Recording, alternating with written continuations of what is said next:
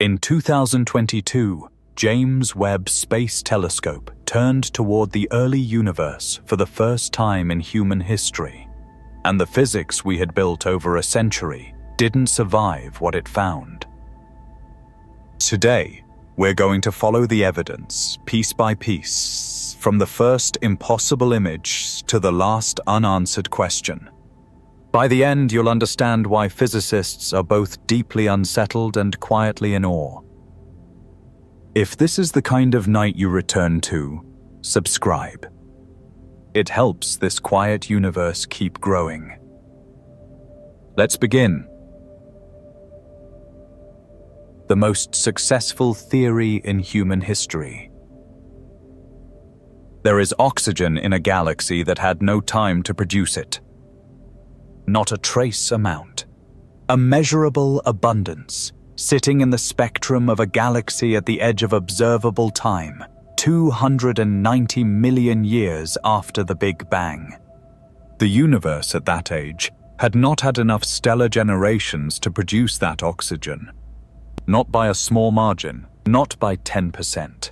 The chemical record written into a galaxy's light by how many stars have lived and died inside it says this galaxy is far older than the universe was when it formed. The oxygen has been sitting there for 14 billion years, waiting for a telescope capable of reading it. We'll come back to that galaxy.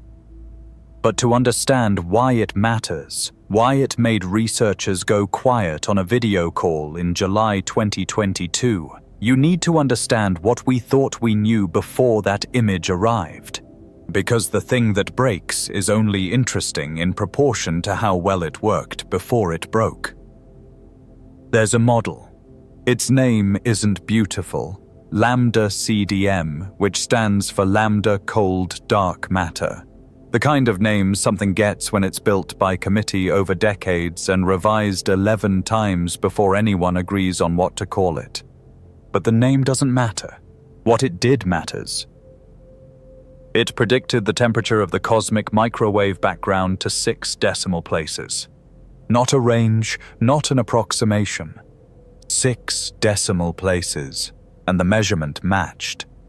The cosmic microwave background is the oldest light in the universe, the thermal glow left over from when space first became transparent, 380,000 years after the Big Bang.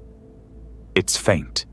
It fills the entire sky uniformly, in every direction, at a temperature just barely above absolute zero.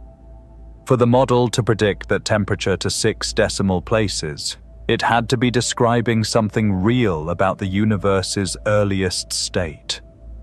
And it was. It predicted how matter would clump across 14 billion years, starting from near-perfect uniformity. The early universe varied in density by only about 1 part in 100,000. The model traced how gravity would slowly pull hydrogen clouds into the first stars. Stars into the first galaxies, galaxies into clusters, and clusters into the vast filamentary web of superclusters that spans the observable universe today. We built wide-field surveys. We mapped hundreds of millions of galaxies. The large-scale structure matched. There was also a discovery the model never anticipated. In 1998, 2 independent teams measuring distant supernovae found that the universe's expansion wasn't just continuing, it was accelerating. Something was pushing everything apart, faster and faster. The model required a new term to account for this, a cosmological constant, represented by the Greek letter lambda, whose physical origin remains poorly understood. But once added, the model absorbed the discovery and kept working. It adapted without breaking. For 70 years, every test passed. Every new instrument, every deeper survey, every more precise measurement confirmed the same equations. The word physicists use is confirmed to n sigma. But the emotional reality inside cosmology departments by 2021 was something closer to settled certainty. Lambda-CDM wasn't a model. It was infrastructure, the cosmological equivalent of the periodic table. The thing you teach in every university on every continent as the settled account of how the universe works. And it had one blind spot. It had never been tested in the universe's first billion years. The early universe is so distant that its light has been traveling for nearly 14 billion years. And that journey through expanding space has stretched the light so far into the infrared that no instrument before 2022 could see it clearly. The model's predictions for that era were extrapolations. Trusted because everything the model had been tested against worked, but untested against the thing itself. James Webb Space Telescope was built to fix that. 30 years in development, $10 billion. A mirror the size of a tennis court, folded like origami, deployed 1 million miles from Earth in the cold dark beyond the moon. It was designed to see the first billion years of cosmic history with more clarity than any instrument ever built. The model expected confirmation. 70 years of confirmation is a strong prior. What happened instead was something else entirely. The architecture of the invisible. Lambda-CDM contains two invisible components that together account for roughly 95% of everything the universe contains. The first is dark energy. Represented by the lambda in the model's name, dark energy is the term that drives the accelerating expansion of the universe. It behaves like an energy density inherent to empty space itself, not matter, not radiation, not anything that can be directly detected. It doesn't cluster. It doesn't interact with light. Its only observed effect is that it pushes the universe apart, and it does so uniformly in every direction and at every location simultaneously. The observed value of dark energy is extraordinarily small, vastly smaller than quantum field theory predicts it should be. And no one knows why. That question is sometimes called the cosmological constant problem, and it is one of the deepest open issues in all of physics. The second is dark matter. Cold dark matter, the CDM, is the gravitational scaffolding on which all visible structure is built. It doesn't emit light, doesn't absorb light, doesn't interact electromagnetically at all.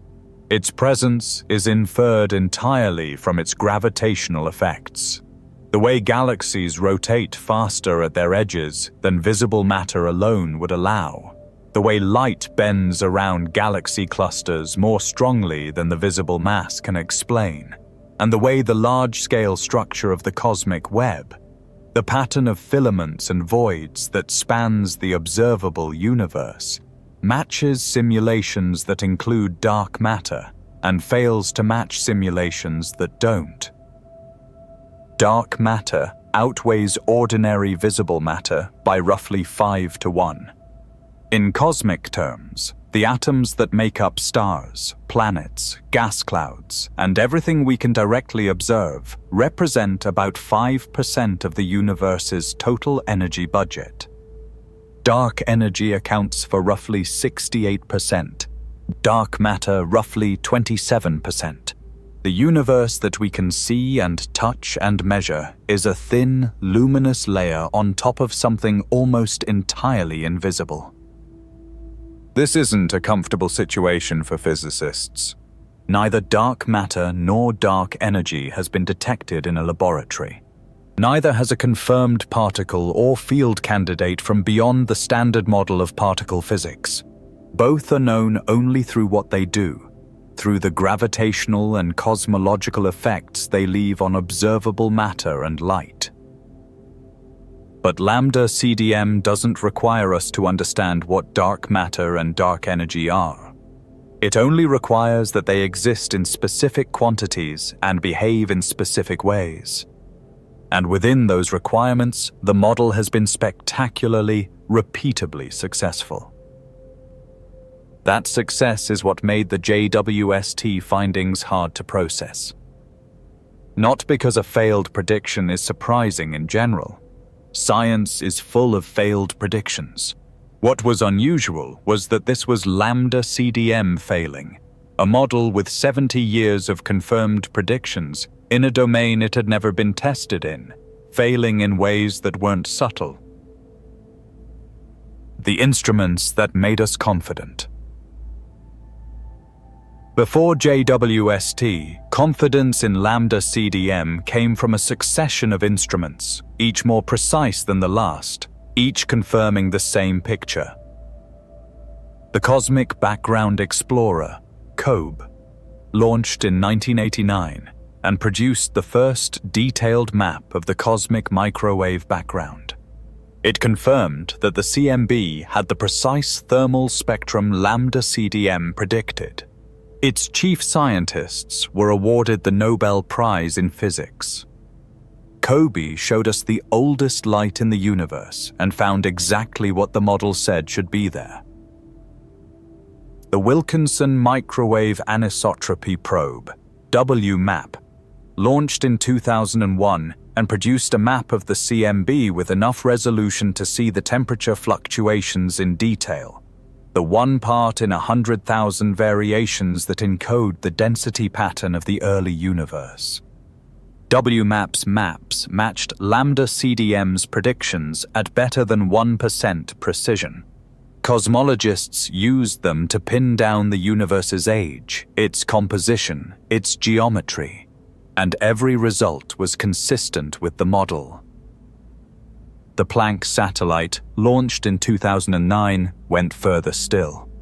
Its CMB maps were so detailed that they allowed the Hubble constant, the density of dark matter, the density of dark energy, the geometry of the universe, and several other fundamental parameters to be measured from a single dataset simultaneously, with unprecedented precision. The Planck results confirmed Lambda-CDM so thoroughly that the field's consensus by 2015 was essentially settled. The model worked. The era of precision cosmology had produced a standard picture. On the ground, the Sloan Digital Sky Survey mapped more than 300 million astronomical objects and produced the most detailed three-dimensional map of the large-scale structure of the universe ever made. The distribution of galaxies across cosmic scales matched Lambda-CDM predictions. The statistical patterns, the two-point correlation function, the power spectrum of density fluctuations, matched the model's output.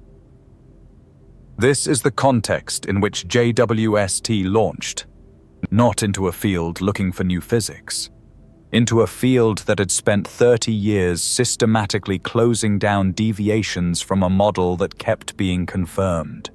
The expectation, stated openly in pre-launch papers, was that JWST would use the early universe as one more proving ground.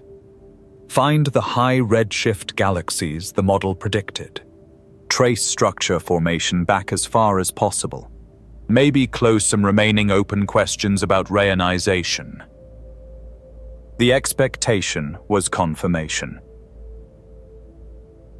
July 12, 2022.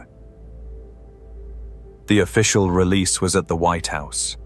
The image projected on a screen behind a podium, officials and scientists arranged for photographs. That's the public version. The real version happened about 48 hours earlier. There was a video call. There are always video calls now. The people who build instruments like JWST are distributed across institutions in a dozen countries. And the team had been waiting for this moment for, in some cases, most of their professional lives. Some had started working on JWST in the 1990s. The instrument had been proposed, funded, delayed, redesigned, nearly cancelled during congressional budget reviews, delayed again, and finally launched on Christmas Day, 2021. 6 months of mirror alignment and instrument calibration followed. Then the data. The first deep field image came through on the call. People looked at it. There was a period of silence that lasted longer than it should have. What they were looking at was a patch of sky roughly the size of a grain of sand held at arm's length. In that patch, thousands of galaxies. Galaxies clustered together, galaxies distorted into bright arcs by the gravitational lensing of foreground clusters, galaxies at the edge of what the instrument could resolve. The sheer number and detail of objects in a single JWST image surpassed anything Hubble had produced in equivalent observation time by a significant margin. But it wasn't the depth that caused the silence. Lambda-CDM predicted that in the early universe, at redshifts above 10, corresponding to the first 400 million years of cosmic history, galaxies should be small, dim, irregular, and chemically primitive. The universe at that age is young.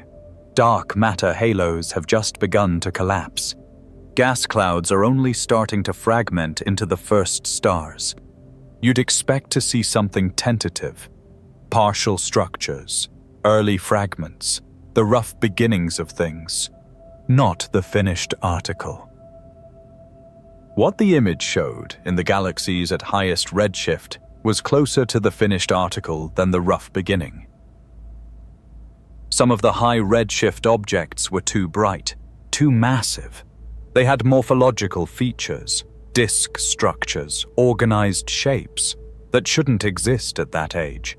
Several of them exceeded the predictions of Lambda-CDM's best galaxy formation simulations by factors that were hard to attribute to statistical fluctuation. The scientist who spoke first on the call, according to several accounts, said something close to this. There must be a calibration error. Someone else agreed. The redshift measurements could be off. The photometric estimates could be wrong. The instrument was new. There were a dozen ways the data could be misleading. A calibration error is a much more comfortable explanation than the alternative. The alternative was that something in the early universe was behaving differently than the model predicted, and had been behaving that way for 14 billion years, silently, waiting for a telescope capable of seeing it. They checked for calibration errors. It took several months. The errors weren't there. What was there was a galaxy whose size was a problem, and whose chemistry was a different kind of problem entirely. The galaxy that changed the conversation. JWST 4.0 became the focus of a great deal of attention in 2024 when its redshift was spectroscopically confirmed at 14.3, placing it at approximately 290 million years after the Big Bang. To be clear about what that number means, the universe is roughly 13.8 billion years old. A redshift of 14 means we're seeing this galaxy as it was when the universe was about 2% of its current age.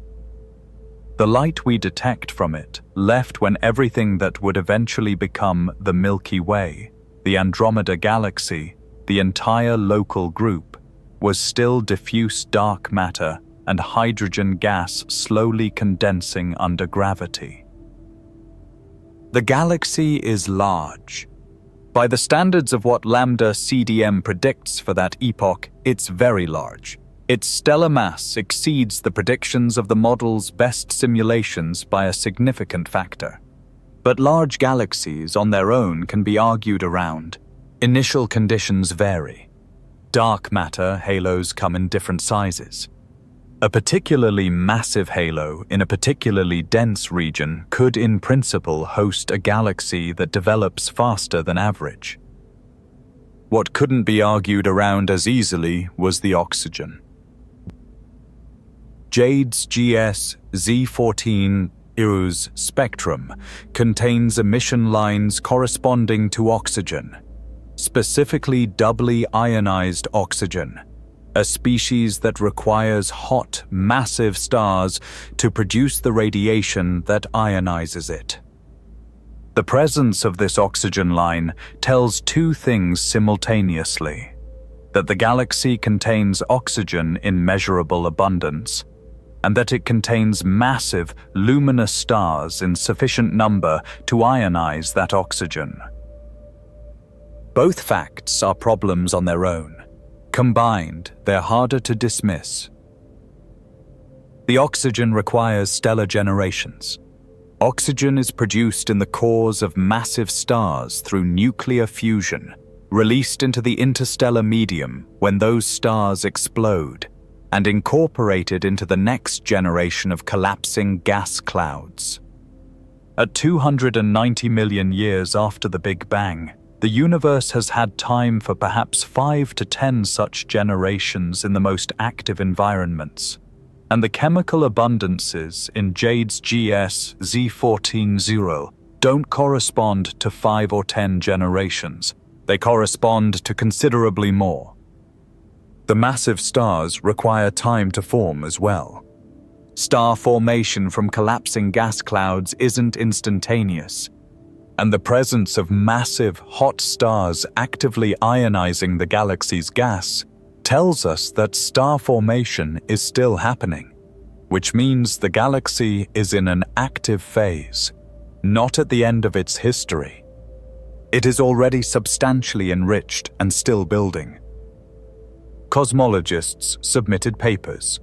The language was careful, as it always is when data conflicts with an established model. Challenging the standard paradigm, in tension with current simulations, requiring explanation within the context of Lambda-CDM. But within the field, the informal consensus shifted relatively quickly. This galaxy wasn't a measurement error. It was a problem.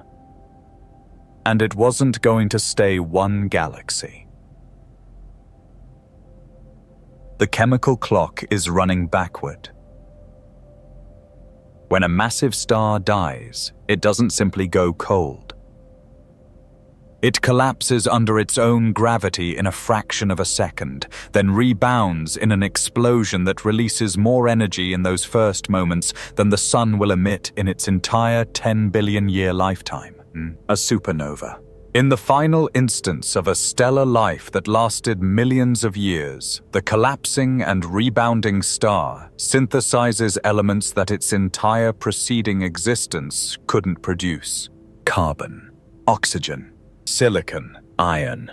These scatter into the surrounding gas, seeding the next generation of stars with chemistry that the first generation didn't have. This is how heavy elements enter the universe. Not from the Big Bang, which produced hydrogen, helium, and a trace of lithium, and nothing heavier. Everything else was made inside stars and scattered by their deaths. The carbon in your body, the oxygen in every breath, all of it arrived through cycles of stellar birth and death that preceded the formation of our solar system by billions of years. The process has a clock built into it. A generation of massive stars, from formation to supernova, runs somewhere between 3 and 30 million years depending on the mass. At 300 million years after the Big Bang, the most active regions of the universe have had time for perhaps 10 such generations, and that's in regions of unusually dense gas with unusually rapid collapse rates. Most of the universe at that age has had far fewer. Which means the chemical composition of early galaxies should reflect this.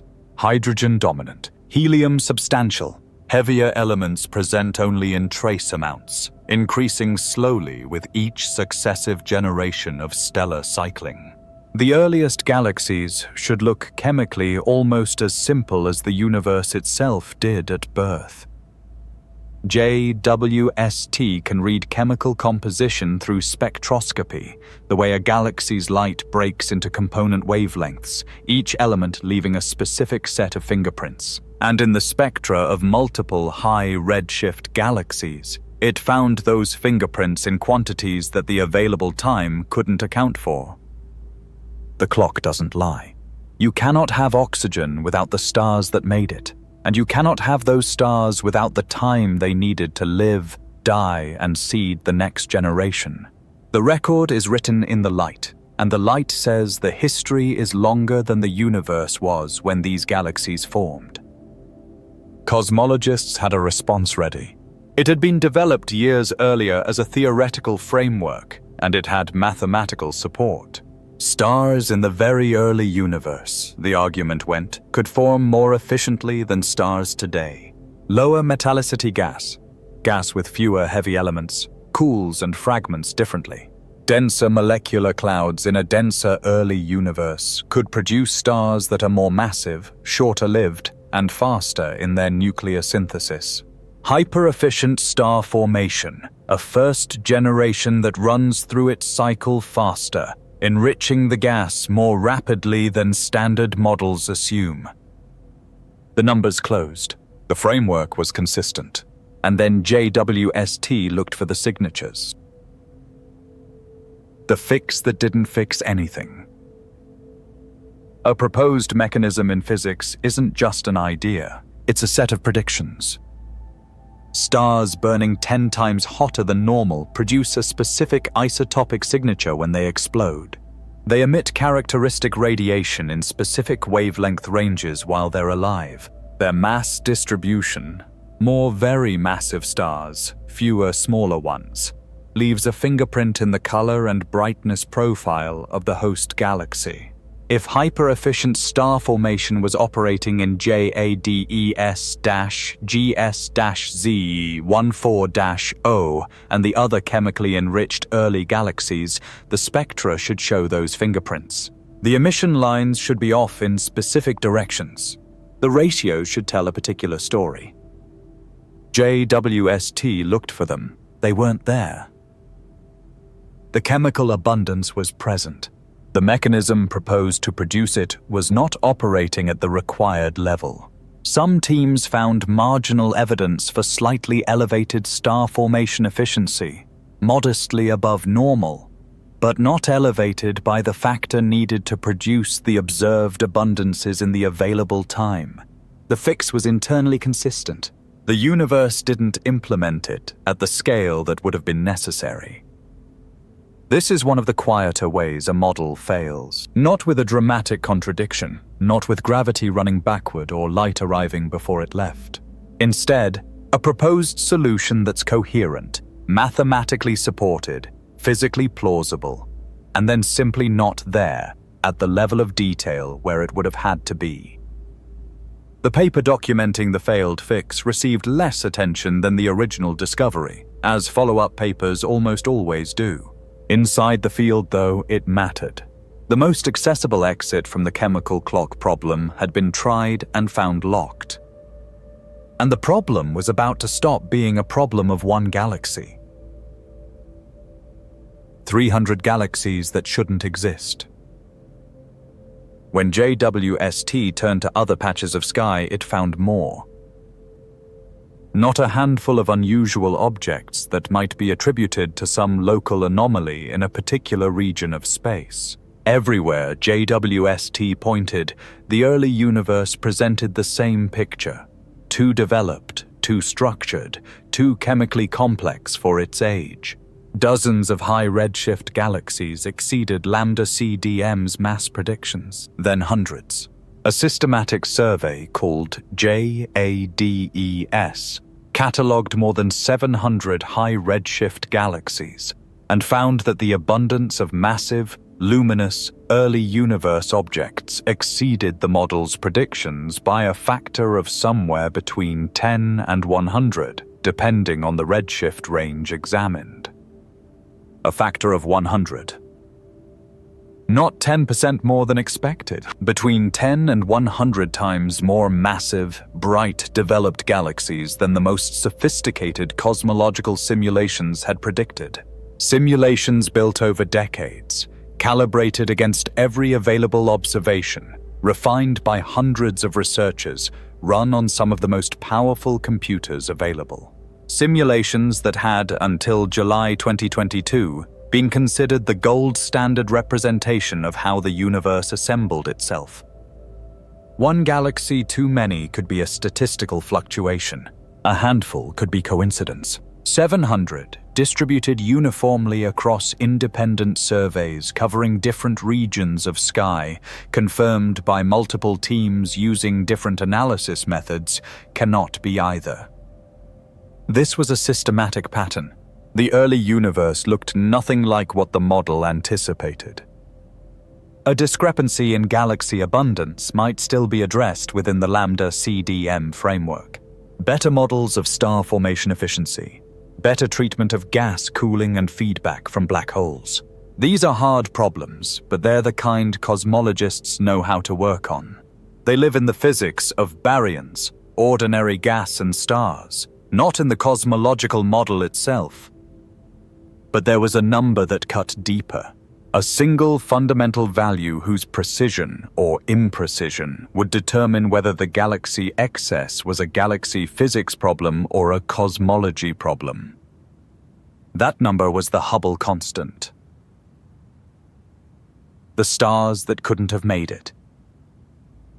Before we get to the Hubble constant, something else the early galaxies are showing. Something that tends to get less attention than the abundance problem, but is in some ways more difficult to explain.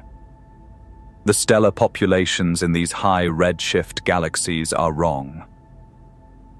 Not just present when they shouldn't be, wrong in their composition. The spectra of high redshift galaxies analyzed by JWST show stellar populations that correspond to stars which, by their mass and temperature distribution, should not exist in a young galaxy. Lambda-CDM and the stellar population models built on it predict that the first galaxies should be dominated by population 3 stars, the very first generation, forming from pristine hydrogen and helium, extremely massive, extremely hot, extremely short-lived.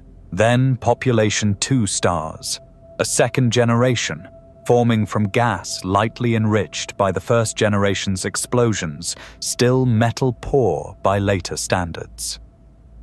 What JWST is finding in some of the earliest galaxies is stellar population signatures that more closely resemble what we'd expect from galaxies that are much further along in their evolutionary sequence. Stars that are formed from already enriched gas. Stars whose spectral signatures imply a history of stellar cycling that the galaxy's position in time doesn't allow. This isn't the same problem as the chemical abundance issue, though they're related. The chemical abundance issue says the gas is enriched too early. The stellar population issue says the stars themselves look older than they should. Together, they reinforce the same implication. The early universe had more stellar generations than the timeline permits, or the first stellar generations were compressed into a much shorter span than any current model predicts. There is no proposed mechanism that cleanly solves both problems simultaneously. Both remain open. Both become more constrained with each new high redshift spectrum JWST acquires, which means as the dataset grows, the space of possible solutions is narrowing rather than expanding. We have the first pieces, but on their own, they still don't tell us what's missing from the model. For that, we needed a number. The number that was supposed to settle everything.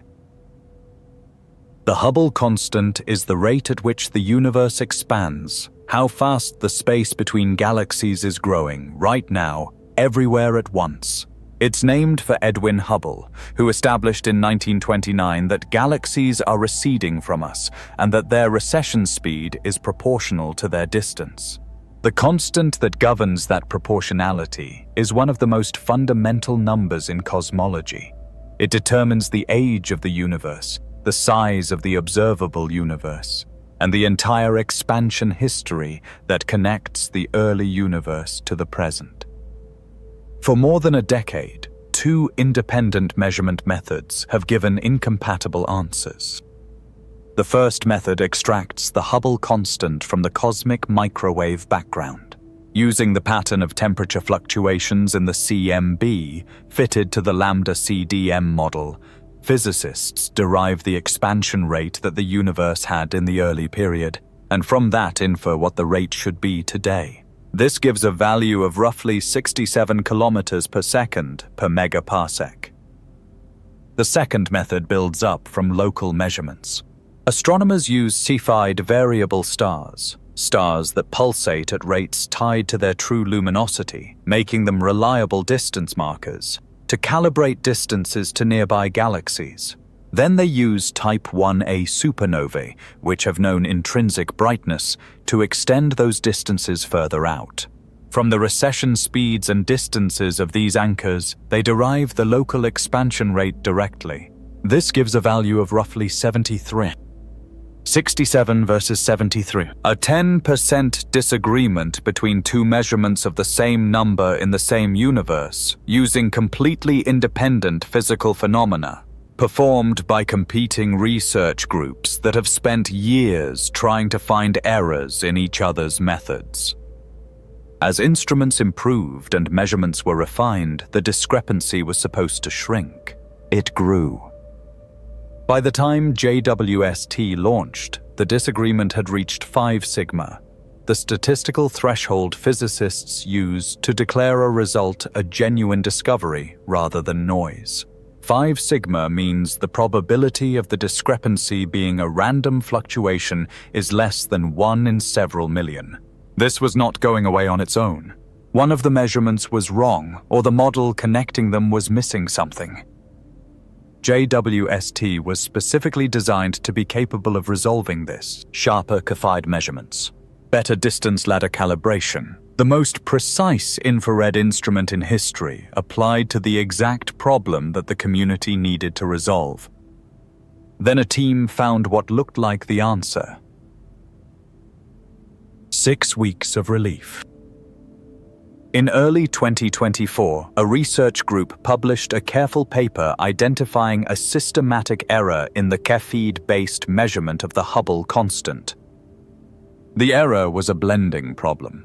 In crowded stellar fields, regions where many stars are packed closely together, the light from stars near a Cepheid variable can contaminate the Cepheids' measured brightness, making it appear slightly brighter than it actually is. A brighter apparent Cepheid implies a shorter estimated distance to its host galaxy. A shorter distance, applied across the entire distance ladder, pushes the derived Hubble constant upward, inflating the local measurement above its true value. Correcting for blending, the team argued, would pull the local measurement of the Hubble constant down toward 67, toward the CMB-derived value, toward the resolution of the tension. The paper was peer-reviewed. The mechanism was physically plausible. It had supporting evidence from simulations of crowded stellar fields. For roughly 6 weeks, it circulated through the community with the cautious optimism that physicists allow themselves when a problem that has resisted solution for a decade might have one. 6 weeks is about how long it took JWST to measure the same Cepheids. JWST's infrared resolution is fine enough to separate individual stars in fields where Hubble saw a blur. The blending issue identified in the paper was real. JWST confirmed it exists and affects Hubble's measurements. The correction was applied with the most precise data ever brought to the problem. The Hubble constant, corrected, came out at 72.6. Less than 0.5% lower than before the correction.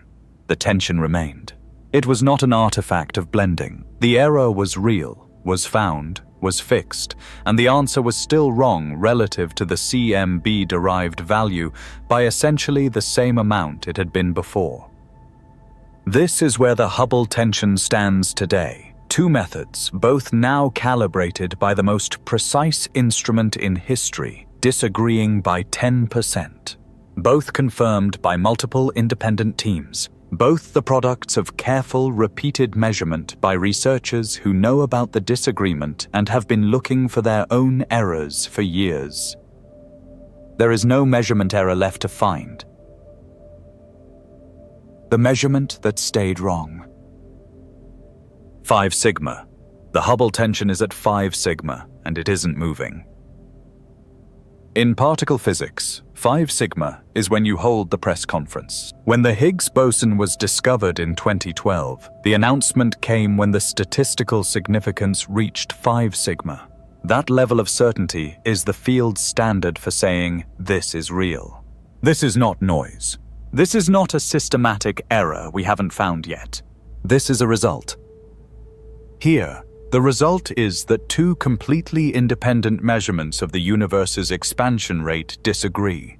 The result is the disagreement itself, and it now carries the same statistical weight as the discovery of the Higgs.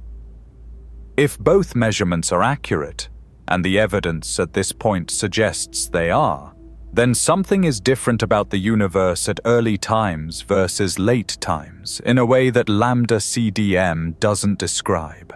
The model connects early to late through a smooth expansion history. If the measurements are right, the expansion history isn't smooth in the way the model says it is. Something happened, or something is present in the early universe, that accelerated or modified the expansion in a way that left the CMB-derived and locally derived values incompatible.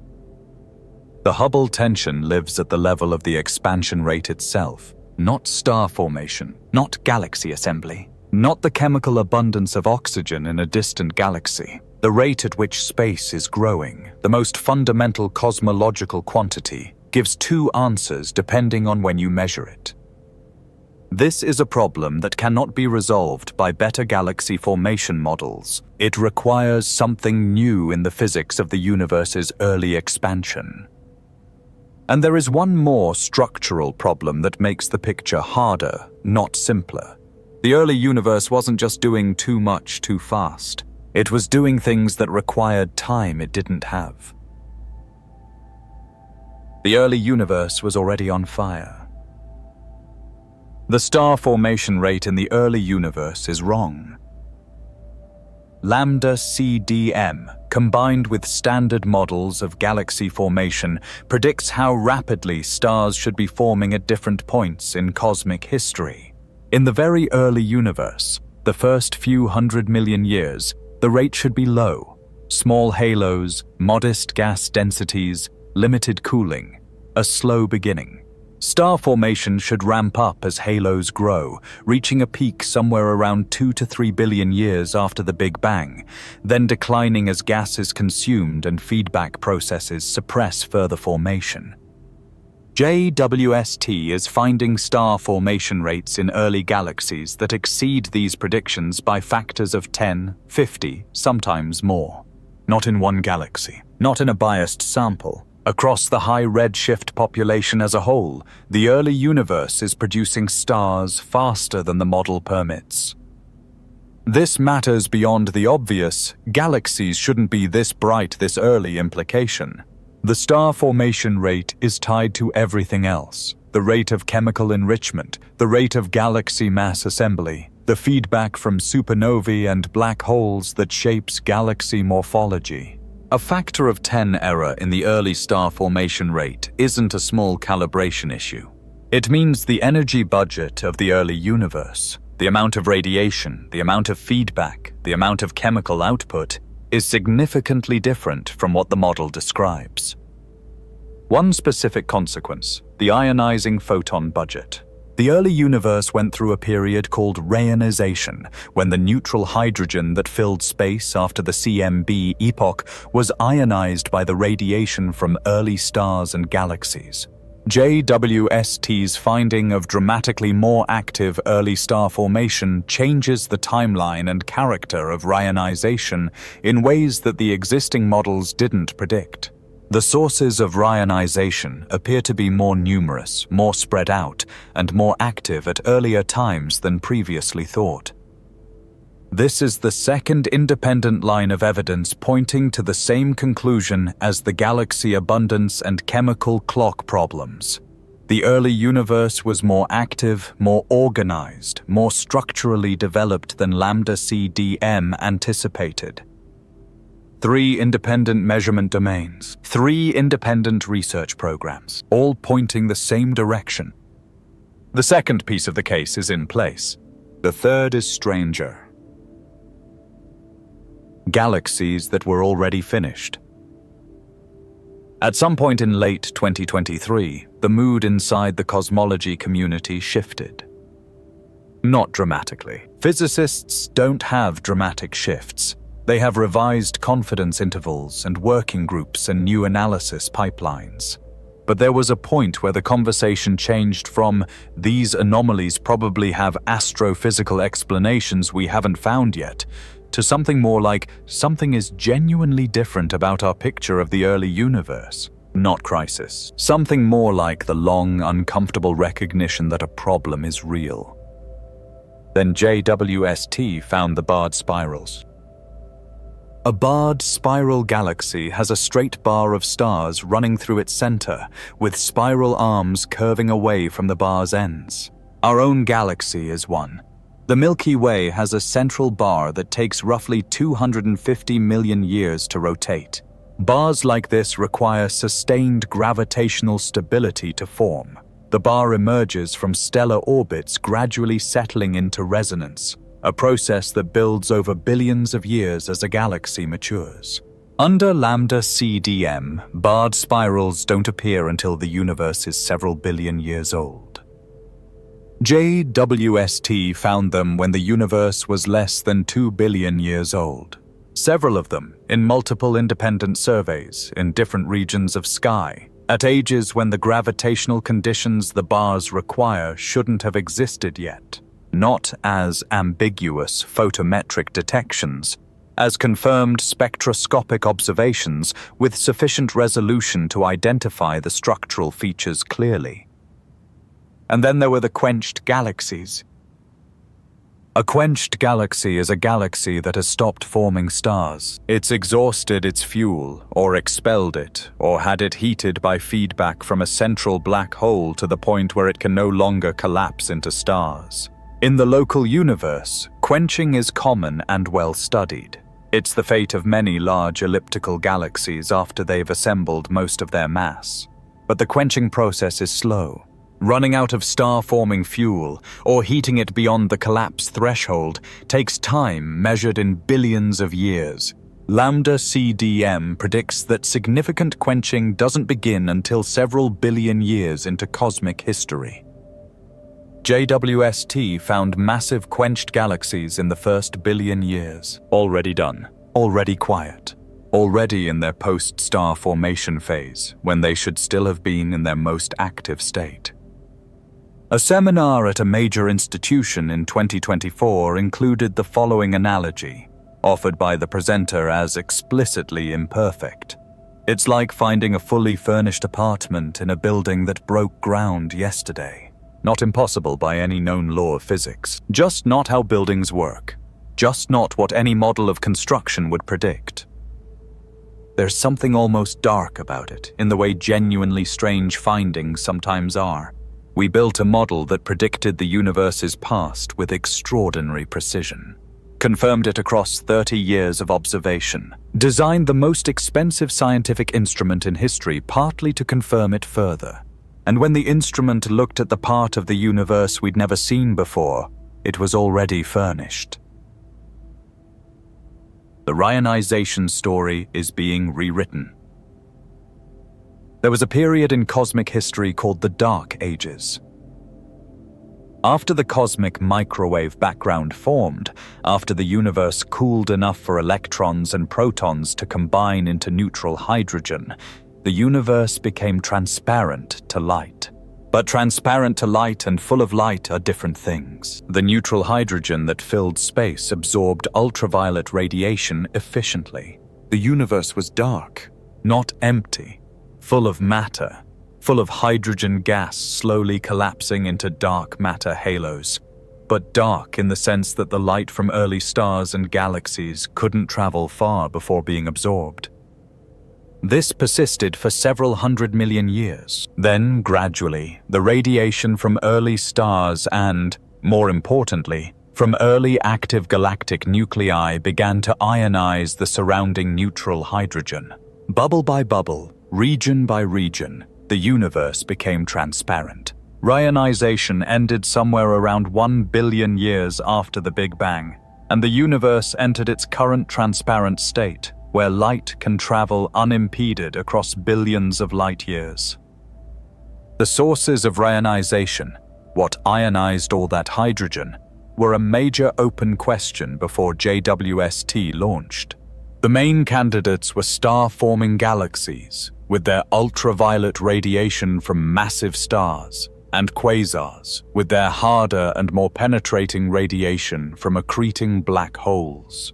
Models built before JWST generally concluded that star-forming galaxies were the primary driver, with quasars playing a secondary role, and that reionization progressed relatively gradually.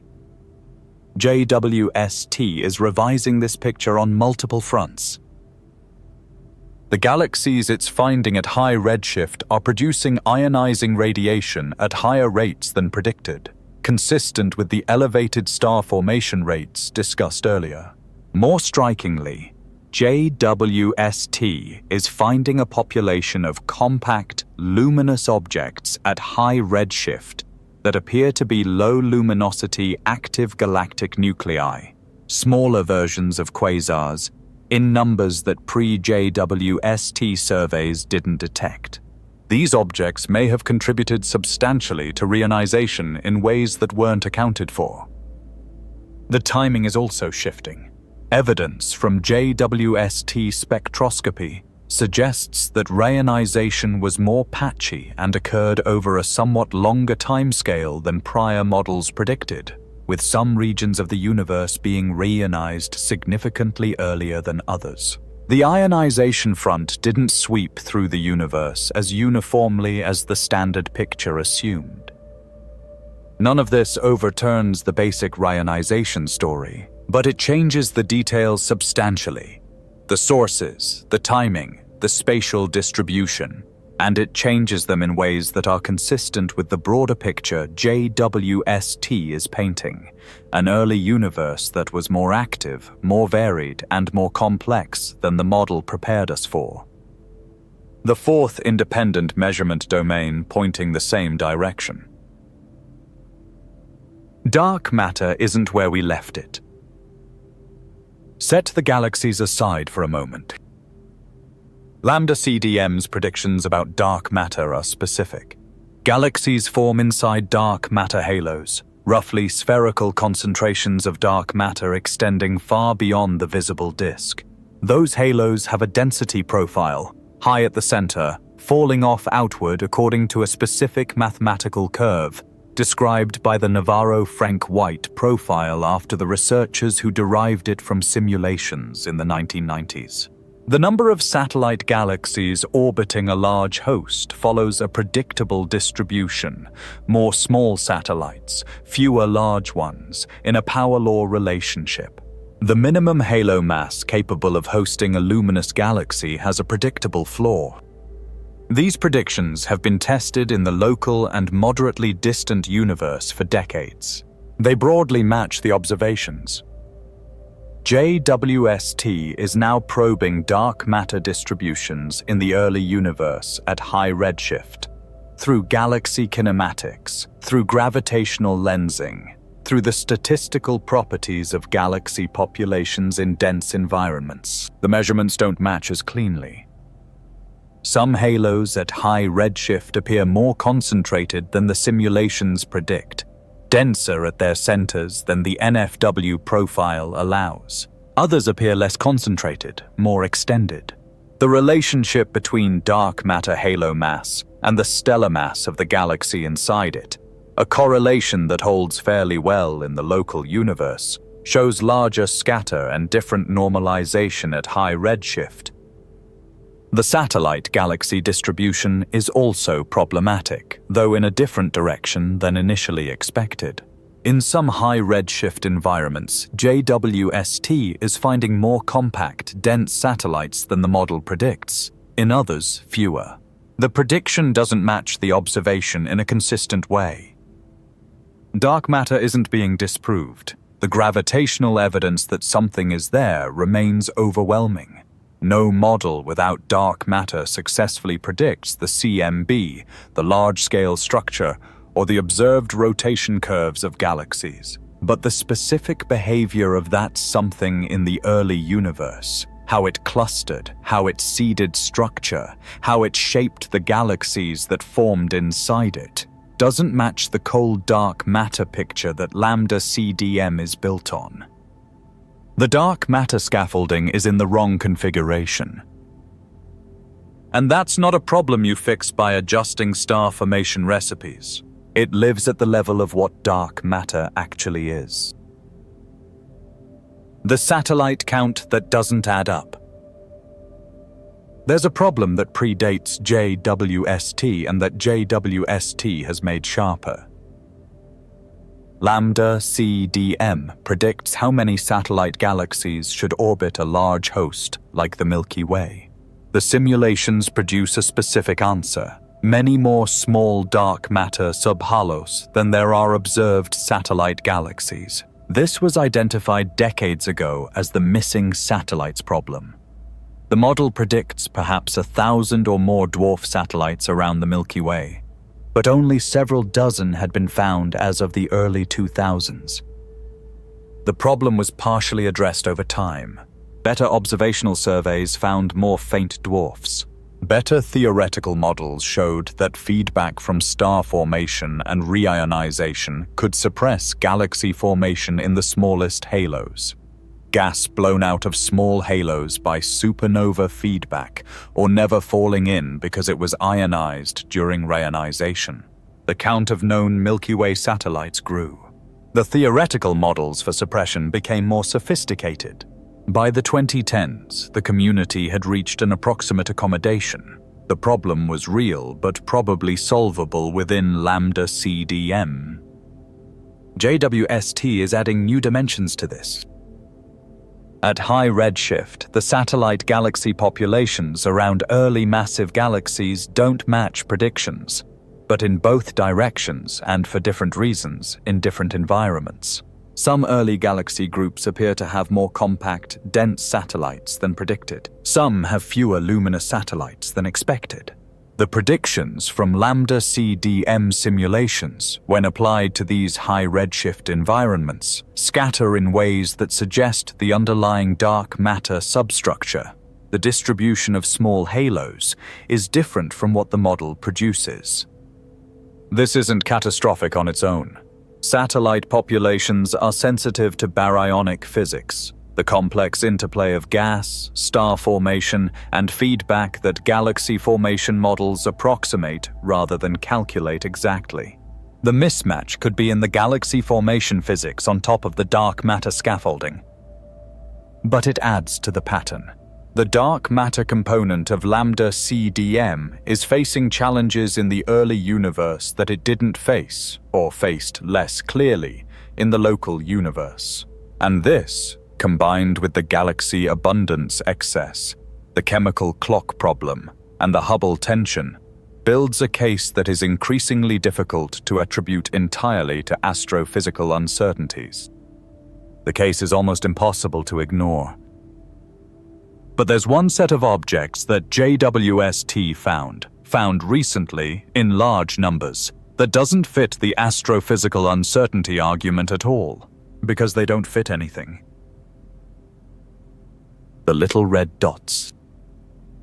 In 2023, a systematic analysis of JWST spectroscopic data identified a population of objects that resisted classification entirely.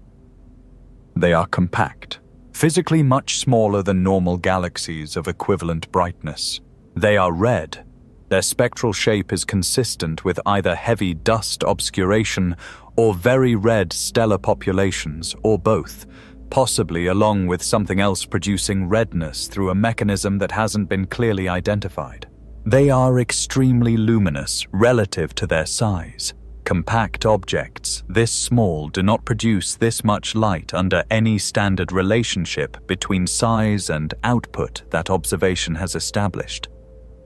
Initially, they looked like quasars. Quasars are the most luminous sustained objects in the universe, the cores of distant galaxies where a supermassive black hole is actively accreting material and releasing enormous amounts of energy. They're compact by galaxy standards and extremely bright. The little red dots looked like they might be low luminosity versions of this. But their inferred black hole masses, estimated from the width of their spectral emission lines, are too low for their luminosity. Quasars follow a well-established relationship between black hole mass and energy output. These objects violate that relationship. Then they looked like they might be compact star-forming galaxies, small but extremely active systems with unusual stellar populations. But their spectra don't match what star-forming regions produce. The emission line ratios are wrong. The continuum shape is wrong. 3 independent research teams analyzed the same objects in 2023 and 2024 using different methodology. One concluded the emission was dominated by an active galactic nucleus, an accreting black hole. One concluded it was dominated by stellar emission from young, hot stars. One concluded it was a mixture of both, in proportions that don't correspond to any known class of object. The 3 teams were working with the same JWST spectra. The disagreement between their conclusions wasn't about data quality. It was about physics. These objects have spectral properties that, under standard models of both galaxy evolution and black hole growth, shouldn't coexist in a single object. The mass-to-light ratios fall outside any established range. The line ratios are internally contradictory. Several objects have been observed multiple times. Their spectra are reproducible. The contradiction is in the objects themselves, not in the measurement. Some researchers think the little red dots are a genuinely new category of astrophysical object. Not a new subtype of anything known, but something that requires a physical process not currently in any model. Others think they're extreme manifestations of known object types caught at evolutionary stages that existing models didn't predict. We don't know. And tonight, that's where we'll leave it. Black holes that grew before they had time to. Supermassive black holes, the objects that sit at the centers of massive galaxies, with masses from millions to billions of times the mass of our Sun, take time to grow. They grow primarily through accretion, gas falling inward, forming a disk around the black hole, spiraling in while releasing radiation. The rate at which they can accrete is limited by the Eddington limit, a physical ceiling set by the balance between the radiation pressure of the outgoing light and the gravitational pull drawing gas inward. Above the Eddington rate, the radiation blows the incoming gas away. Below it, the black hole grows. Growing a black hole of several 100 million solar masses, the size of the black holes inferred in some high redshift quasars, from a stellar mass seed of a few hundred solar masses takes, at the Eddington rate, on the order of 1 billion years. At sub-Eddington accretion, longer. JWST has confirmed the existence of supermassive black holes at redshifts corresponding to the universe's first 500 million years. Massive black holes. Too massive to have grown from standard seeds in the available time, even at the Eddington limit continuously from the beginning of the universe. These objects were known from ground-based surveys before JWST, but as rare, luminous exceptions. JWST is finding that they're more common than previously understood. And the mass distribution, how many black holes of what mass existed at what epoch, doesn't match the predictions of models built on standard black hole growth physics. The proposed solutions involve either different initial seeds, massive stars collapsing directly to black holes rather than going through normal stellar evolution, or dense stellar clusters merging to form larger seeds, or sustained super-Eddington accretion, where the Eddington limit is exceeded in environments dense and opaque enough that the radiation can't escape efficiently. Both mechanisms are physically possible. Neither has been observationally confirmed at the required scale. The black hole growth problem is its own independent line of evidence that the early universe was operating faster than the standard model allows, and it connects directly to the little red dots. Some of the unusual compact objects JWST has found may be in exactly the rapid growth phase that produced these unexpectedly massive early black holes. A possible connection, still unresolved. Structure that shouldn't exist this far out. The cosmic web. At the largest scales, matter in the universe isn't distributed randomly. It's organized into a vast network of filaments, long, thin streams of dark matter and gas connecting dense nodes, with enormous empty voids between them. Galaxy clusters sit at the nodes. Galaxy groups and individual galaxies populate the filaments, and the voids between filaments contain almost nothing. Regions hundreds of millions of light years across that are genuinely deeply empty. This structure is one of Lambda-CDM's greatest predictions. Starting from the tiny density fluctuations in the early universe, encoded in the CMB, the model traces how gravity amplifies those fluctuations over billions of years into exactly the pattern of filaments, nodes, and voids that surveys have mapped in extraordinary detail. The match between prediction and observation is one of the strongest confirmations of the model we have. JWST is now finding the cosmic web at higher redshift than previous instruments could see, and it's there earlier than expected. Proto-cluster environments, the predecessors of the galaxy clusters that sit at the nodes of the cosmic web, have been identified by JWST at redshifts corresponding to the universe's first 1 to 2 billion years. They're there earlier than simulations predict, more developed than the model allows, with higher galaxy densities and more advanced structural organization than the early cosmic web should have at those epochs. In at least one case, JWST has identified what appears to be a filamentary structure, an extended alignment of galaxies, at a redshift where such organization shouldn't have had time to assemble. The galaxies in the structure are physically associated, showing correlated properties and consistent redshifts. The structure is real. It's early. Lambda-CDM builds structure bottom-up, small halos first, then larger ones, the cosmic web assembling over time as gravity works. What JWST is showing is that at the top of the redshift range the telescope can reach, the structure is already there, already organized, already clustered, already showing the large-scale patterns that were supposed to take much longer to emerge. The pattern of evidence is now large enough that waiting for the systematic error is no longer the right framing. Something in the early universe was doing more than the model says it was. The question has shifted from "is the model challenged?" to "what is the model missing?" What the model still gets right. Stop here for a moment. The account so far, anomalous galaxies, failed fixes, Hubble tension, dark matter mismatches, early structure, could give the impression that Lambda-CDM is collapsing uniformly, contradicted everywhere, failing on every front. That isn't accurate, and the inaccuracy matters. The cosmic microwave background, Lambda-CDM's predictions match the Planck satellite's CMB measurements to better than 1 part in 100,000. The temperature-power spectrum, the statistical distribution of temperature fluctuations across the CMB sky, is precisely predicted by the model and precisely confirmed by the data. This is a test of extraordinary sensitivity, and the model passes it. No alternative cosmological model comes close to this level of agreement.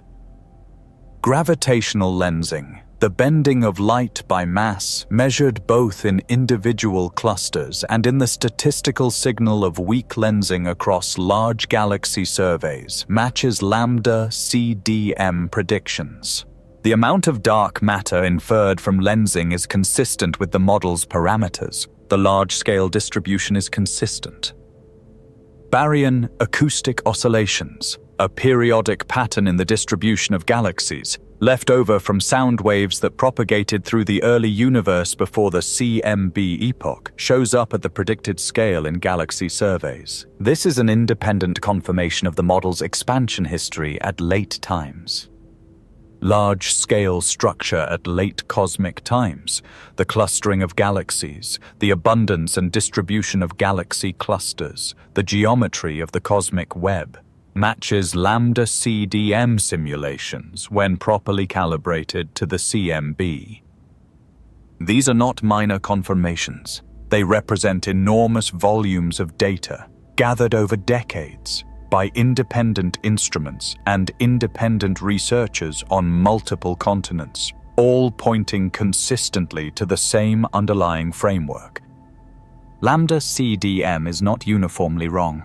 It is wrong at the edges, specifically at early times before approximately 1 billion years after the Big Bang, and at the interface between what is directly observed and what is inferred through the model's assumed expansion history. Outside those edges, the model holds with precision that made it trustworthy in the first place. And that fact makes the violations of those edges more significant, not less. This isn't a model that fails everywhere. It's a model that succeeds almost everywhere and fails specifically at the earliest times. That specificity is itself a clue. Something is missing from the model at early times. The question is what? Early dark energy, the fix that costs too much. Among the proposed solutions to Lambda-CDM's early universe failures, early dark energy is the most extensively discussed. The idea, dark energy isn't a constant throughout cosmic history. In the very early universe, before the CMB epoch, in the period between the end of inflation and recombination, dark energy had a higher value than it does today. It spiked, then decayed to the current level that drives the late-time accelerating expansion. This would address the Hubble tension directly. An early spike in dark energy would have accelerated the expansion in the pre-CMB era, changing the physical scale of the sound horizon, the distance that sound waves traveled before the CMB formed. The CMB measurement of the Hubble constant depends on measuring this sound horizon scale. If it's smaller than Lambda-CDM assumes because expansion was faster in the pre-CMB era, the inferred Hubble constant from the CMB shifts upward towards 73 toward the locally measured value. Early dark energy also creates conditions that favor faster structure formation, which could explain, at least partially, the early massive galaxies and elevated star formation rates JWST is finding. Theorists built models, the numbers worked approximately. For several years, early dark energy was the leading candidate for resolving the Hubble tension.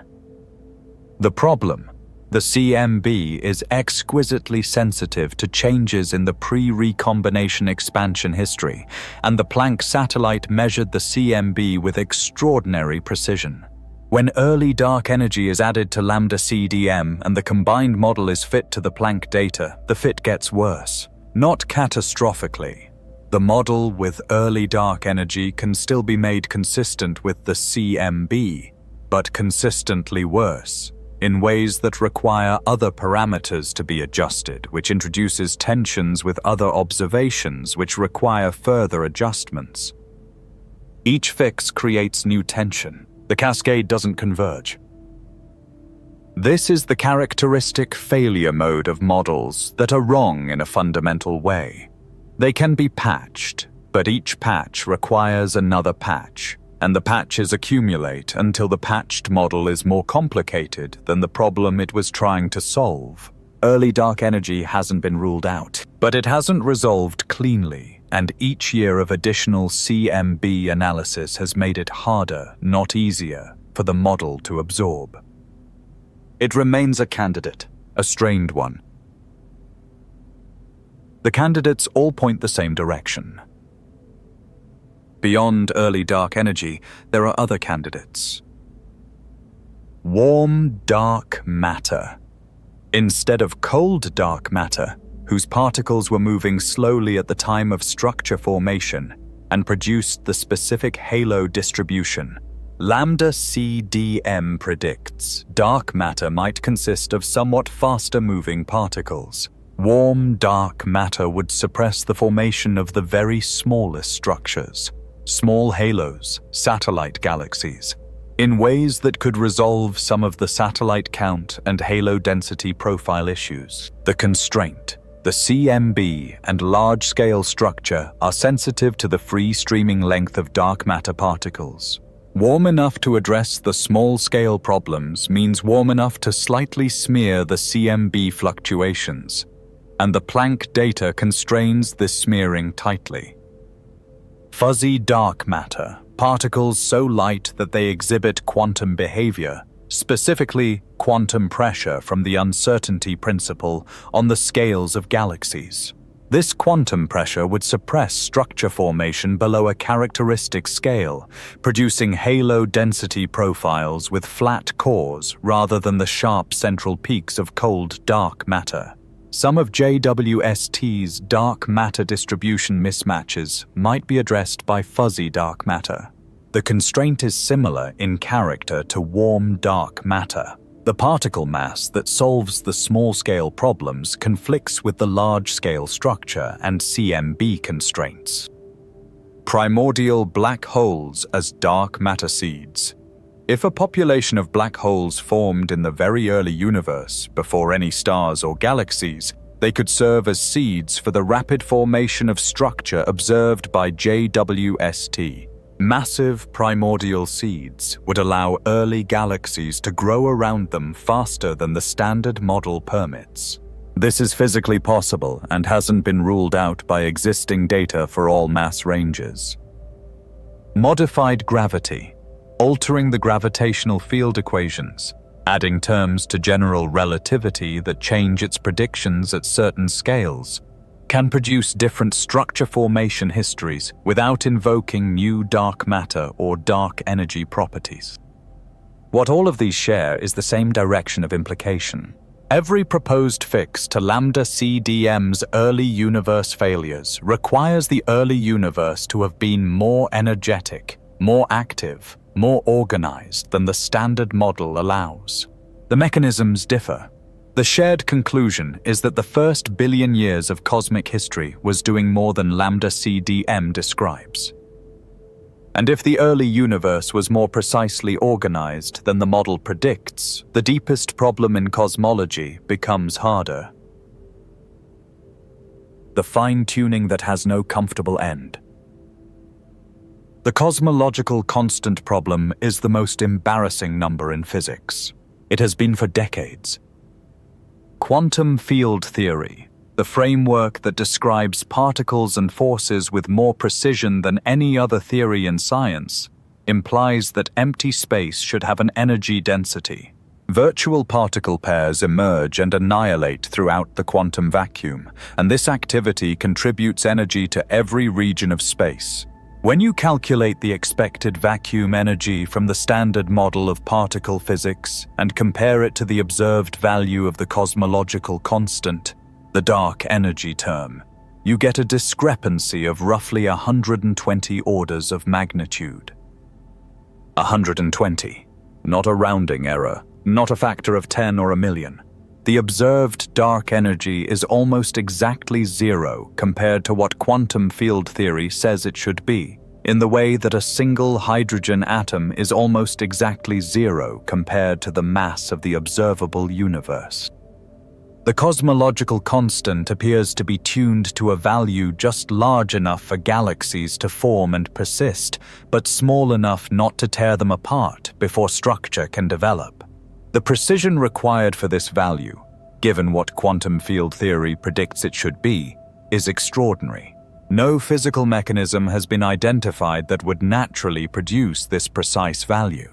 It is, in the vocabulary of physics, a fine-tuning problem. JWST's findings don't solve this. They extend it. The early universe that JWST is revealing is more organized, more structured, more precisely configured than Lambda-CDM predicted. Galaxies form faster, more efficiently, more uniformly than the model anticipated. The conditions that produce complex chemistry and eventually biology were established earlier and more reliably than the standard account allowed. From one angle, this is scientifically useful. A more precisely characterized early universe is a stronger constraint on theory. Any correct successor to Lambda-CDM must explain not just the late-time structure that the current model handles well, but this more active, more organized early history that JWST is mapping. The additional data narrows the space of viable alternatives. From another angle, it makes the fine-tuning problem deeper. A universe that is more precisely organized than we thought is a universe whose initial conditions are more exactly what they needed to be. For stars, for chemistry, for everything that came later. Either there is a mechanism we haven't found that naturally produces these conditions without tuning, or the conditions were selected for in some sense that physics hasn't yet learned to describe, or there is something else entirely that doesn't fit any current framework. Both the first and second readings are held simultaneously by serious physicists with serious evidence. The fine-tuning problem has been with cosmology for decades. JWST made it more precisely defined and more difficult to set aside. That's not progress toward a solution. That's progress toward a better understanding of how deep the problem runs. What wrong actually means in physics. Newton was not wrong. When Einstein published General Relativity in 1915, he didn't disprove Newton's laws of motion and gravity. He showed where they stop working, at velocities approaching the speed of light, at gravitational fields strong enough to curve space, at scales where the geometry of space-time is relevant. Within the domain where Newton's laws apply, they remain exactly correct. They still navigate spacecraft to the outer planets. They still describe the motion of the moon. They still predict the trajectory of every ball thrown on Earth. Einstein didn't invalidate Newton. He discovered the boundary where Newton's description ends and a more complete description begins. When Lambda-CDM was assembled, from Einstein's equations, from quantum mechanics, from the CMB and large-scale structure observations and supernova data, it didn't invalidate what came before. It incorporated it, extended it, placed it inside a framework capable of describing the universe from its first microseconds to the present day.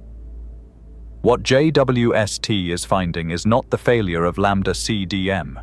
It is the location of its boundary. The specific, now observable place where the model's predictions end and the universe continues past them. The first billion years. The earliest galaxies with their impossible chemistry and their surprising abundances. The expansion rate that gives two incompatible answers depending on when you measure it. The dark matter distributions that don't match the simulations. These are the edges, not everywhere, not in most of what the model describes, but genuinely present, where the model stretches and doesn't reach. Every expansion in the history of physics happened at a boundary like this one. Quantum mechanics emerged at the boundary of classical physics, where atoms and electrons didn't behave the way large-scale matter behaves. The standard model of particle physics emerged at the boundary of earlier quantum theories that couldn't account for the particle zoo discovered in mid-century accelerators. General relativity emerged at the boundary of Newtonian gravity that couldn't account for Mercury's anomalous orbit. In every case, what came next preserved what worked before it and extended into the territory the old framework couldn't follow. The new theory absorbed the old predictions as limiting cases and went further. Whatever comes after Lambda-CDM, whether it's an extension, a modification, or something more thoroughgoing, will not discard 70 years of confirmed predictions. It will carry them forward into the early universe, into a consistent account of the expansion rate, into an understanding of what dark matter actually is and how it actually behaves. The boundary is visible now. What lies beyond it is not. The honest state of the field. In 2025, the cosmology community is not in crisis. Crisis implies panic, and the mood is not panic. It's something more like the focused unease of a field that has seen its most reliable model develop anomalies at its boundary, and is now doing the careful, methodical work of determining how far the anomalies extend and what they require.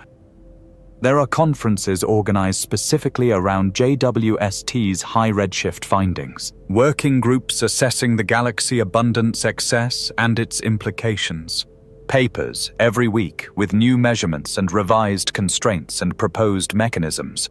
The data is accumulating faster than any single group can fully analyze. The field divides roughly into two camps.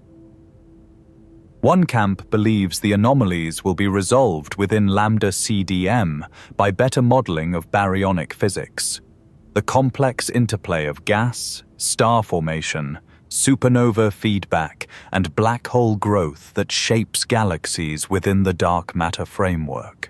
Early galaxy formation simulations have always been uncertain in their treatment of these processes. Better simulations with higher resolution and more complete physics might show that the abundance excess and chemical enrichment problems are artifacts of poor modeling rather than violations of the cosmological model. Some careful reanalyses have suggested that with better treatment of observational systematics and simulation assumptions, the factor of 100 discrepancy might shrink substantially.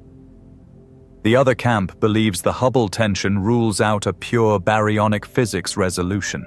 The expansion rate problem doesn't live in galaxy formation physics.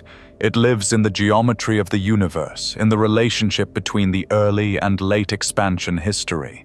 That relationship is insensitive to how stars form and how black holes grow. If the Hubble tension is real at 5 sigma, something in the cosmological model itself is wrong, and the galaxy anomalies are additional symptoms of the same underlying problem. Both positions are intellectually serious. Both have supporting evidence. The disagreement isn't about the data. Both camps are working with the same JWST measurements. It's about which parts of the theoretical framework are load-bearing and which aren't. What both camps agree on, JWST has revealed that our picture of the first billion years of cosmic history was incomplete. The question of how deeply incomplete is what remains to be settled. What comes after Lambda-CDM? Physics has been here before. In the late 19th century, classical physics had achieved a similar level of success. Newtonian mechanics, Maxwell's electromagnetism, thermodynamics. Together they seem to constitute a nearly complete account of the physical world. The known anomalies were small. The anomalous precession of Mercury's orbit, the ultraviolet catastrophe in blackbody radiation, the null result of the Michelson-Morley experiment on the speed of light. Small anomalies easily catalogued. In the space of roughly 30 years, those small anomalies produced relativity and quantum mechanics, the two frameworks that restructured all of physics and established the foundation on which everything since has been built. The analogy isn't perfect. Cosmological physics in 2025 is in a different state than classical physics in 1890. The anomalies JWST is finding are larger in number and more systematic than the pre-relativistic anomalies. The community is much larger, much more data-rich, much more computationally capable. But the structure of the situation is recognizable. A successful framework, comprehensive and well-tested, encountering violations at its boundary that suggest something is missing. The search for what's missing is ongoing and its directions are broad. Some researchers are working within Lambda-CDM, extending its galaxy formation prescriptions, better models of feedback, better treatments of gas physics at high redshift, better accounts of how black holes grow and interact with their host galaxies. If the anomalies are in the baryonic physics rather than the cosmological model, this is the path to resolution. Others are working on modifications to the cosmological model itself. Early dark energy variants, modified gravity theories, non-cold dark matter models, combinations of modifications that might address multiple anomalies simultaneously. These approaches require navigating the constraints from the CMB and large-scale structure that all modifications must satisfy. Some are working on what might be called fundamental departures, theories that keep the general relativistic framework but change assumptions about the nature of dark matter or dark energy at a level that the current model doesn't allow. These are farther from confirmation, but closer, potentially, to what a genuine resolution would require if the anomalies prove persistent. No clear winner has emerged. The data is still incoming. JWST continues to operate, continues to observe, continues to acquire spectra of objects at the highest accessible redshifts. Each new observing cycle adds constraints. What comes after Lambda-CDM is being worked out in real time.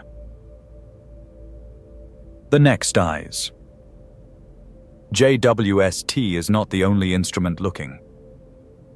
The Rubin Observatory, now operational in Chile, is conducting the legacy survey of space and time, mapping tens of billions of galaxies over 10 years. It will produce the most detailed statistical picture of the large-scale structure of the universe ever assembled, with particular power to constrain dark energy and test the expansion history at late times. If the cosmological constant is truly constant, Rubin will confirm it with unprecedented precision. If it's varying, Rubin has the statistical power to detect that variation. The Euclid satellite, launched in 2023, is conducting a wide-field spectroscopic and photometric survey of the sky, measuring the shapes and positions of billions of galaxies to map dark matter through weak gravitational lensing and probe the expansion history through baryon acoustic oscillations. Euclid's first data releases are already in progress. The Roman Space Telescope, scheduled for launch in the late 2020s, will combine JWST's infrared sensitivity with a much wider field of view, capable of surveying large areas of sky at the depth needed to find thousands of high redshift galaxies rather than hundreds. It will dramatically expand the statistical sample that JWST is currently building one field at a time. On the ground, new extremely large telescopes, the 30-meter telescope and the European Extremely Large Telescope, will provide spectroscopic follow-up capabilities for the faintest objects JWST finds, pushing the spectroscopic frontier to higher redshifts and fainter targets. What this means, within the next decade, the question of whether Lambda-CDM is failing at its edges and how deeply will be answered with a degree of statistical certainty that forecloses most of the current debate. Either the anomalies will grow larger and more systematic as the dataset expands, confirming that the model is genuinely missing something significant, or they will shrink as better data reveals systematic errors and better simulations close the gaps. That answer is not yet in, but it is coming. The shape of not knowing. There is a particular kind of uncertainty that is different from the ordinary uncertainty of incomplete data. Ordinary uncertainty. We don't yet know the redshift of that galaxy. More observations will resolve it. This is the uncertainty of incomplete measurement, temporary in principle resolvable. The uncertainty at the frontier of Lambda-CDM is different in character. We don't know what dark matter is. We don't know why the cosmological constant has the value it has. We don't know what physical process produced the early massive galaxies JWST is finding. We don't know why two precise measurements of the same cosmological parameter disagree. These aren't gaps that more data alone will close. They're places where the theoretical framework itself hasn't yet produced a consistent account. This is what scientists call open problems, and the category carries weight in physics. An open problem isn't just a gap in data.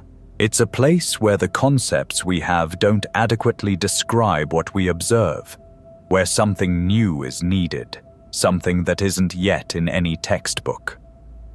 Physics has lived in this condition before. In the years between the identification of radioactive decay and the development of quantum mechanics, the physics of the atomic nucleus was exactly this kind of open problem. The data was clear. The phenomena were real. The theoretical framework needed to describe them didn't exist yet. It took decades and some of the most creative theoretical physics in history to produce it. The gap at the frontier of Lambda-CDM may require something similar. A new concept, not a parameter adjustment, not a model modification, but a genuinely new physical idea that provides the missing account of the early universe's behavior. What that concept will be, nobody currently knows. This is not a comfortable position, but it's an honest one. And in a field as mature and precise as modern cosmology, this kind of honest opening is rarer than it looks from the outside. Most of what cosmology does is confirm and refine. Genuine openings, places where the frontier is truly open and the next step isn't yet visible, happen rarely. JWST opened one. Something the universe has been keeping. 14 billion years. That's how long the early universe has been sitting there, containing the oxygen that shouldn't exist in JADES-GS-C14-0, containing the barred spirals that formed too early, containing the quenched galaxies that ran out of fuel before the model says they could have, containing whatever physics drove the expansion at a rate that gives two incompatible answers. Sitting there undisturbed while we built instruments too limited to read it. James Webb didn't change the universe. It changed what we can see of it. And what we can see now, for the first time, is that the early chapters were written differently than we thought. Not chaotic, more organized. Not simple, more complex. Not primitive, more developed. The universe, in its first billion years, was already doing more than our best model said it could do. There's something worth sitting with in that. We built that model carefully. We tested it against everything we could see. We were not careless or naive in our confidence. We had 70 years of confirmation from independent measurements using independent physics. The confidence was earned. And the universe turned out to be more than the model described. Not threatening, not catastrophic, more. In the history of physics, every time this has happened, every time an instrument or a measurement or a theoretical insight revealed that the universe was more than the current framework described, what followed was not loss, it was expansion. The framework grew. The account became more complete. The universe, piece by piece, was more legible. The oxygen in a galaxy at the edge of observable time has been waiting for us to read it for 14 billion years. We only just learned how. What it tells us, what it ultimately says about the physics of the early universe, we're still, carefully, working out. Physics is not wrong, it's at its edge. Newton was not wrong. Newton's laws navigate spacecraft to Neptune. They predict the motion of the moon. They describe the arc of every object thrown in Earth's gravitational field with precision that exceeds anything needed for ordinary purposes. Einstein didn't prove Newton wrong. He found where Newton stops, at high velocities, at strong gravitational fields, and showed what comes next. Newton's domain is intact. It's just bounded. Lambda-CDM's domain is intact, the CMB predictions. The large-scale structure, the expansion history at late times, 70 years of successful predictions, confirmed at extraordinary precision by the best instruments humanity has built. All of that survives. None of it is in question. What JWST is finding is the boundary, the specific, observable location where the model's predictions end and the universe continues past them. The first billion years, the expansion rate at early times, the dark matter distribution in the earliest galaxies. These are the edges, not everywhere, not in most of what the model describes, but genuinely there, where the model stretches and, in some directions, doesn't reach. Every major advance in physics has happened at a boundary like this one. Quantum mechanics at the boundary of classical physics. General relativity at the boundary of Newtonian gravity. The standard model of particle physics at the boundary of earlier quantum theories that couldn't account for the full particle spectrum. In every case, what came next preserved what worked before it and extended into the territory the old framework couldn't follow. Whatever comes after Lambda-CDM, whether an extension, a modification, or something more thoroughgoing, will carry those 70 years of confirmed predictions forward, into the early universe, into a consistent account of how fast space expands, into an understanding of what dark matter is, in its structure and behavior, that matches what JWST is measuring, rather than what the simulations assumed. The boundary is visible now. The territory beyond it is not.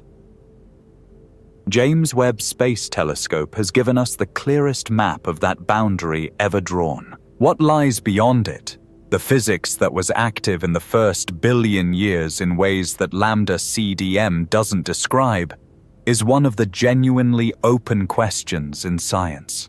Not provisionally open, pending a few more measurements that will close it. Genuinely open in the way that means the answer might change what physics looks like the way every previous boundary crossing has. The universe assembled itself according to principles we approach from the inside, piece by piece, instrument by instrument. It has been patient about revealing them. It let us build increasingly precise models, confirm them against increasingly detailed observations, grow increasingly confident. And then, when the instrument was finally precise enough to see the earliest chapters, it showed us that those chapters were written in a language we're still learning to read. 14 billion years of cosmic history. We are only now seeing the first pages. What's written on them is worth the rest of the night. We've drifted through 70 years of confident equations and through the first images that made those equations tremble. Through chemical clocks running backward and fixes that didn't fix anything. Through 6 weeks of relief and the measurement that stayed wrong after the error was found and corrected. Through galaxies already barred and quenched when they should still have been forming. Through objects without categories and dark matter in the wrong places. Through a fine-tuning problem that JWST made more precise rather than closer to solved. Through the honest acknowledgement that the most tested model in the history of human science has a boundary, and that the boundary is visible now, in the data, in the light of the early universe that James Webb has been reading. The questions that boundary opens are real. They don't have answers yet. They might not have answers soon. If your eyes feel heavy, let them close. The questions will still be there. So will the early universe. patient and strange and more organized than we expected. If this felt like home, leave a comment when you wake up. Tell us what part of it stayed with you. And if you're still here, the next chapter is already forming, somewhere in the data, somewhere in the quiet work of people reading JWST spectra at 2 in the morning, looking for the shape of what comes next. The universe will still be here when you wake up.